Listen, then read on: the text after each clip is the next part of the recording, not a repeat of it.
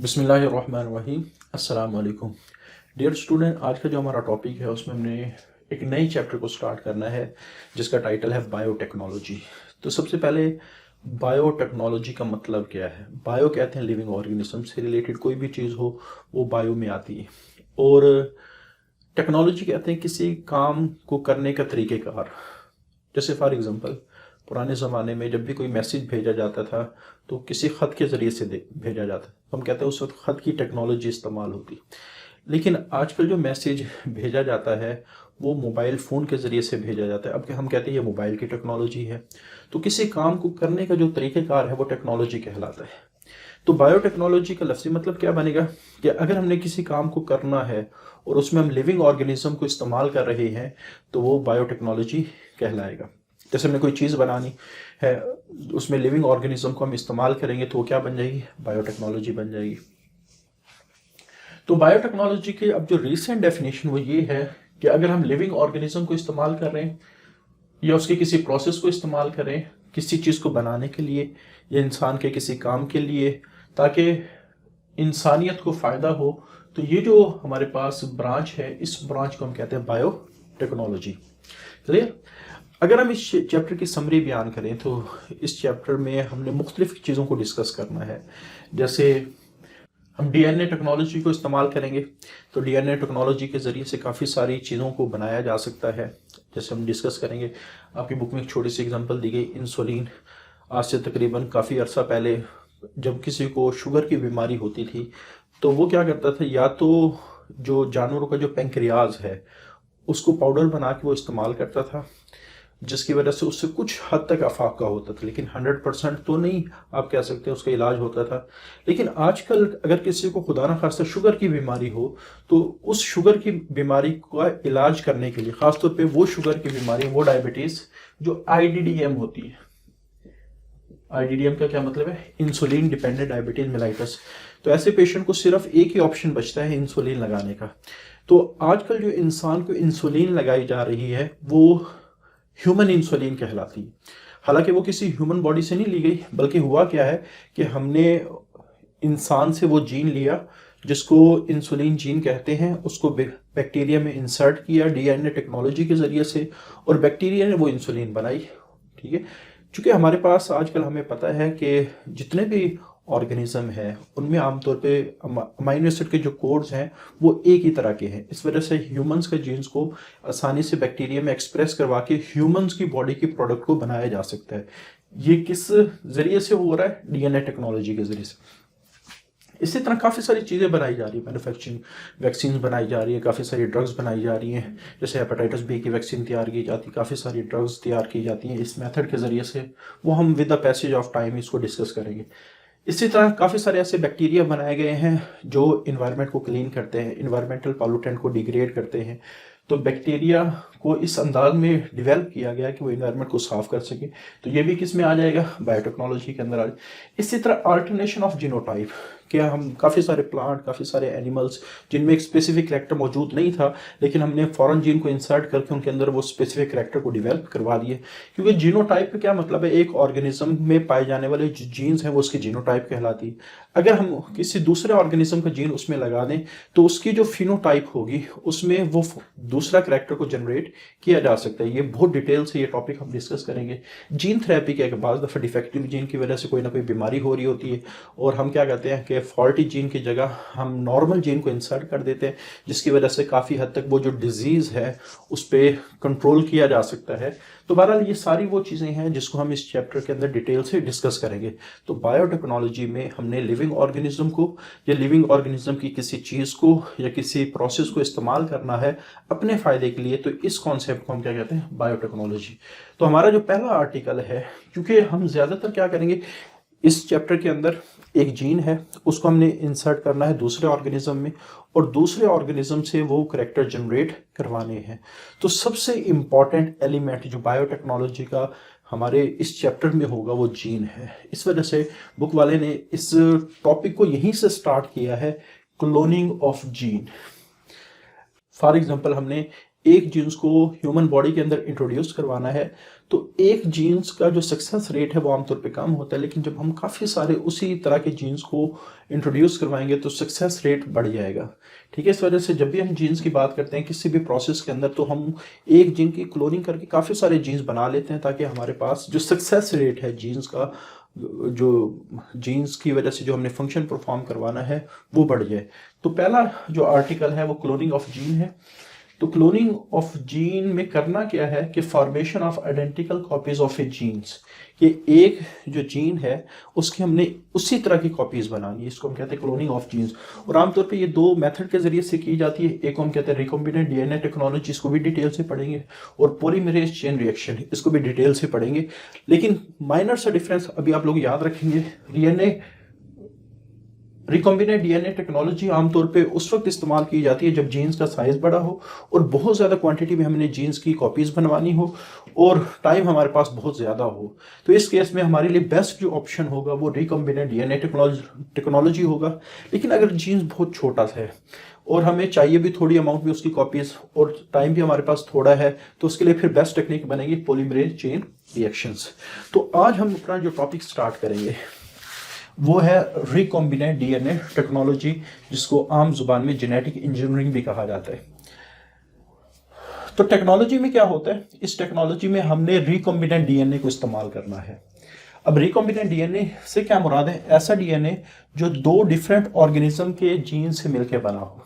जैसे for example एक human का डीएनए है, या मैं कहता हूँ कि एक बैक्टीरिया का डीएनए है, लेकिन अगर इसके साथ हम कोई ह्यूमन का डीएनए का पार्ट लगा दें, अब ये जो डीएनए बना है जिसमें दो सोर्सेज से जीन्स आए हैं, एक बैक्टीरिया के जो ग्रीन कलर के, एक ब्लू कलर के जो ह्यूमन से आया है, तो ये जो डीएनए बनेगा ये रिकॉम्बिनेंट डीएनए बनेगा। इसका दूसरा नाम है काइमेरिक डीएनए, इसको काइमेरिक डीएनए भी कहा जा सकता है। क्लियर? तो कोई भी ऐसी टेक्नोलॉजी जिसमें हमने रिकॉम्बिनेंट डीएनए बनाना है फिर उसको इस्तेमाल करना है, तो ऐसी टेक्नोलॉजी को हम कहते हैं रिकॉम्बिनेंट डीएनए टेक्नोलॉजी, या आम जुबान में इसको क्या कहा जाएगा, जेनेटिक इंजीनियरिंग। क्लियर? आगे ये कैसे होगा, ये टेक्नोलॉजी में किस किस स्टेप के अंदर काम होगा। तो सबसे पहले जो जीन्स हमने किसी दूसरे ऑर्गेनिज्म में इंट्रोड्यूस करवाना है, जीन ऑफ इंटरेस्ट, उसको अलहदा कैसे करेंगे। यानी यहाँ मुख्तलिफ मेथड हैं, यानी आज का हमारा टॉपिक है ये कि जीन को अलहदा कैसे करना। तीन मेथड हैं, या तो हम लेबॉर्ट्री में सिंथेसाइज कर सकते हैं, या मॉलिक्यूलर सीजर्स एंडोन्यूक्लियोसिस का इस्तेमाल कर सकते हैं, और तीसरा मैसेंजर आरएनए से उसको बनाया जा सकता है। अच्छा, उसके बाद जब हम जीन्स को अलहदा कर लेंगे फिर उसको हमने किसी ना किसी मॉलिक्यूलर कैरियर, या इसको वेक्टर भी कह सकते हैं, उसमें इंट्रोड्यूस करवाना है, और बाद में उस मॉलिक्यूलर कैरियर को किसी एक्सप्रेशन सिस्टम में जैसे बैक्टीरिया वगैरह उसमें इंट्रोड्यूस करवा के अपना फंक्शन को परफॉर्म करवाना है। तो बहरहाल इन स्टेप को डिटेल से हम डिस्कस करेंगे वन बाय वन। तो आज हमने सिर्फ इन सारे स्टेप में से एक ही स्टेप को डिस्कस करना है, जीन ऑफ इंटरेस्ट को आइसोलेट कैसे किया जाता है, ऑब्टेन कैसे किया जाएगा, how to get a gene. सबसे पहला बड़ा आसान सा तरीका है, अगर जीन बहुत छोटा सा हो, क्योंकि हमारे पास जीन्स बनता कैसे हैं कि न्यूक्लियोटाइड्स को आपस में जोड़ दिया जाए तो ये जीन्स बन जाएगा। क्योंकि जीन है क्या, बेसिकली जीन उन न्यूक्लियोटाइड का मजमूआ है जिनकी वजह से कोई स्पेसिफिक अमाइनो एसिड प्रोटीन की चेन में लगाया जाता है। तो जिस तरह हाइड्रोजन मौजूद हो, ऑक्सीजन मौजूद हो लेबॉर्ट्री में, उन दोनों को मिला के हम पानी बना सकते हैं। इसी तरह अगर हमें पता हो कि एक जीन में फला न्यूक्लियोटाइड है तो हम उन सारे न्यूक्लियोटाइड को आपस में जोड़ के वो जीन्स लेबॉर्ट्री में भी तैयार कर सकते हैं। लेकिन बाज ऐसे भी आप कह सकते हैं जीन है जिसमें हज़ारों की तादाद में न्यूक्लियोटाइड हैं, तो उनके लिए थोड़ा सा मुश्किल होता है। लेकिन बाज़ जीन ऐसे हैं जिनकी में न्यूक्लियोटाइड की तादाद थोड़ी है, तो उनको बनाना हमारे लिए क्या होता है, आसान होता है। तो ये सिर्फ उस जीन के लिए पॉसिबल है लेबॉर्ट्री सिंथेसिस जो स्मॉल होंगे। अच्छा, दूसरा ये है रिवर्स ट्रांसक्रिप्शन के जरिए से जीन काम कैसे करता है। सबसे पहले जीन पार्ट ऑफ डीएनए है जिससे प्रोटीन्स ने बनना है। तो प्रोटीन कैसे बनती है कि ये जो डीएनए का पार्ट है जिसको हमने जीन कहा है, इससे पहले मैसेंजर आरएनए बनेगा।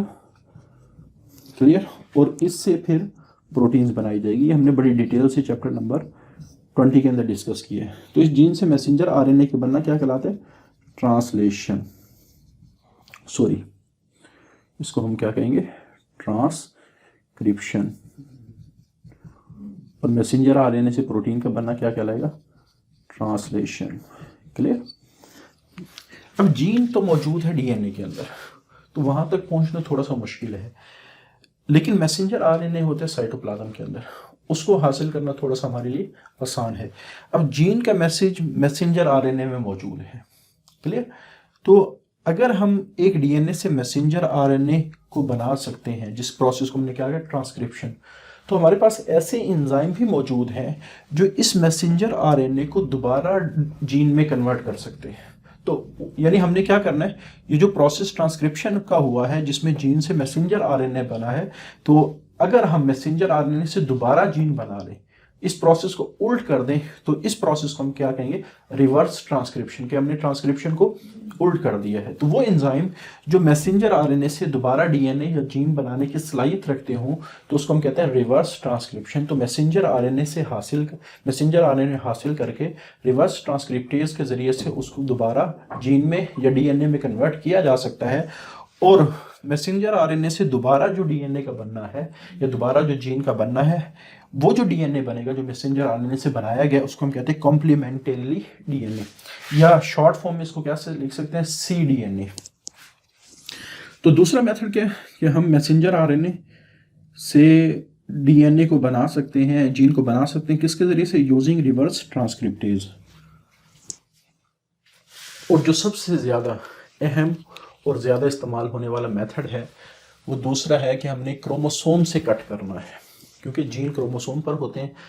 हमने क्रोमोसोम पर मौजूद जो डीएनए है उससे जीन्स को कट करना है। तो उसके लिए हम क्या इस्तेमाल करेंगे, मॉलिक्यूलर सीजर, ये हम मॉलिक्यूल से बनी हुई कैंची इस्तेमाल करेंगे। क्लियर?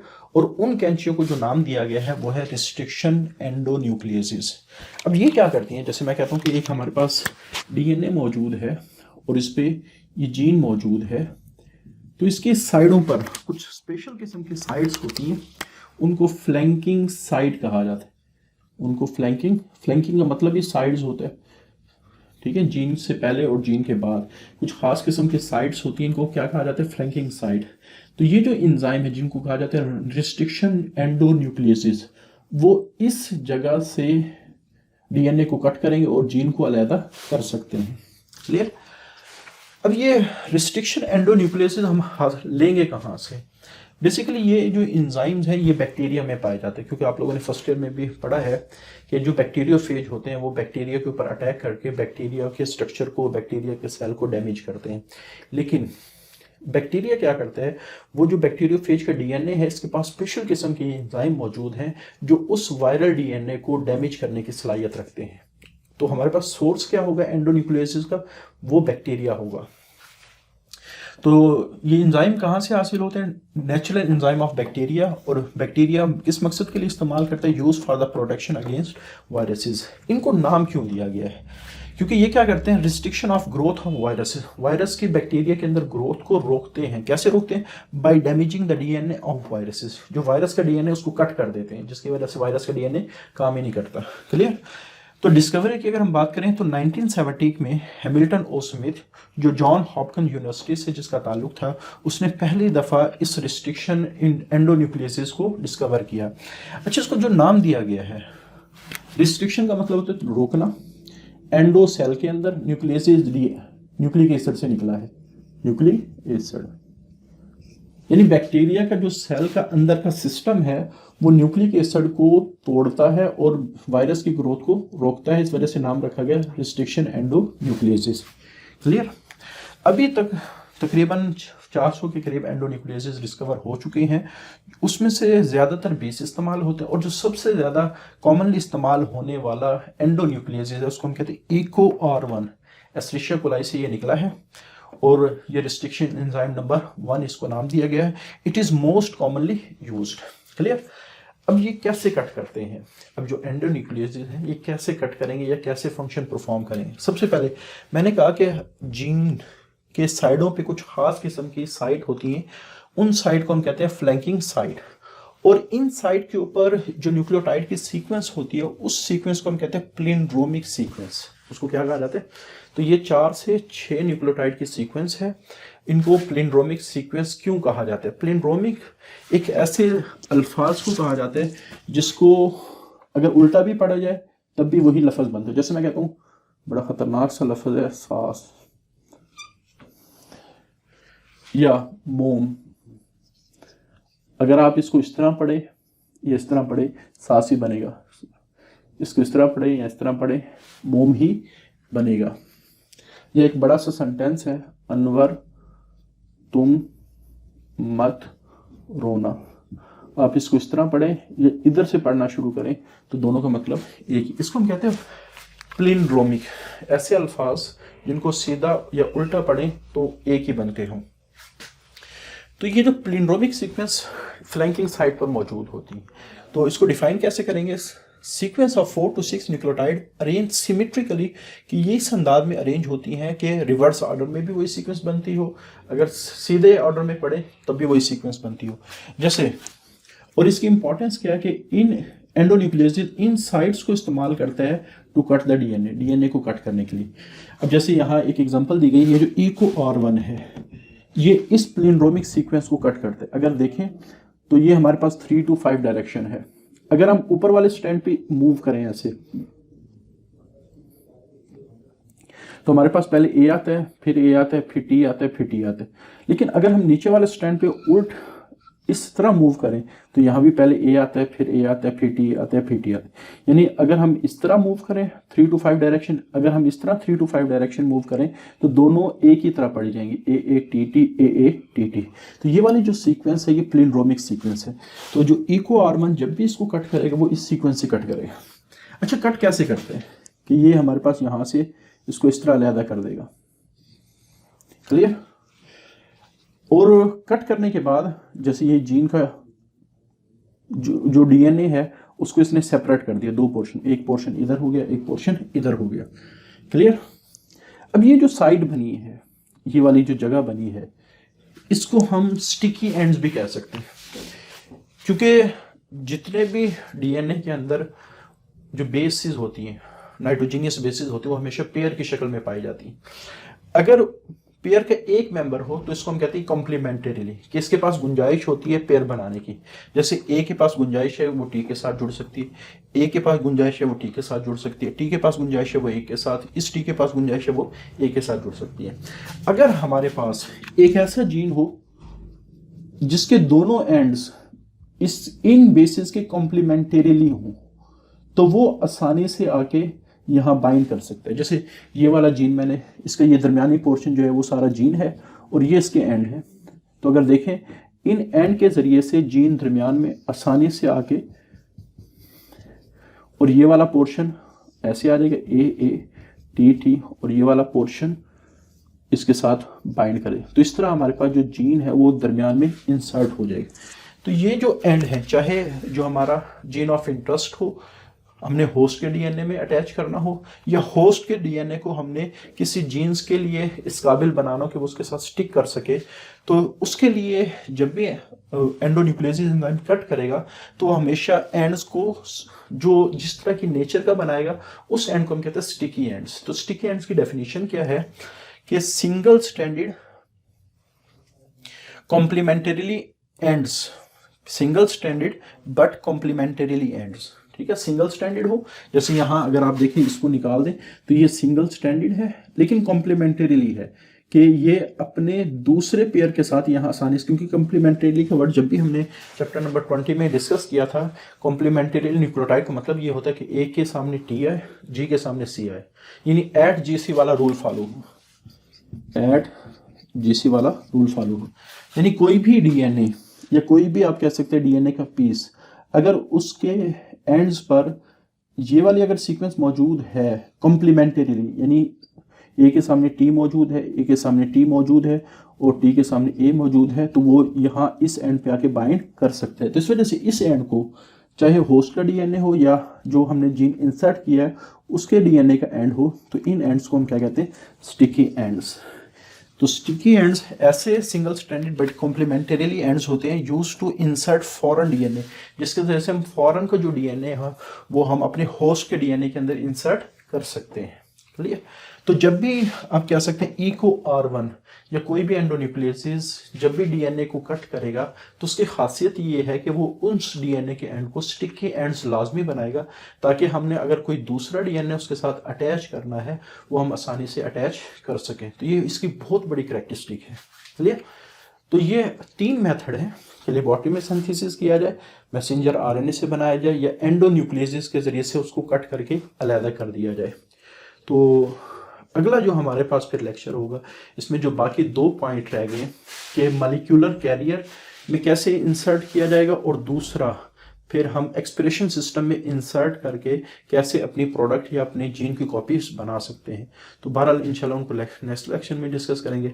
आज के लिए इतना ही। अल्लाह हाफिज़।